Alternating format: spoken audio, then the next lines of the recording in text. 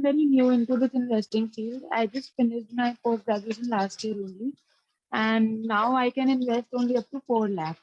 So can you please guide me on which company to start with and how to go ahead?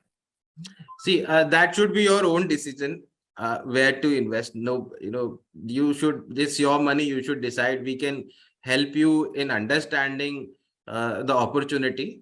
And if you go to StartupLanes website, you'll find out some opportunities which has been already shared. The video of those demo days are there. We have recorded.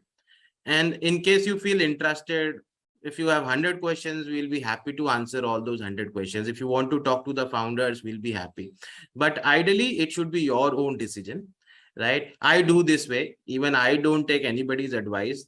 Whenever I've taken advice, I've always made losses, or at least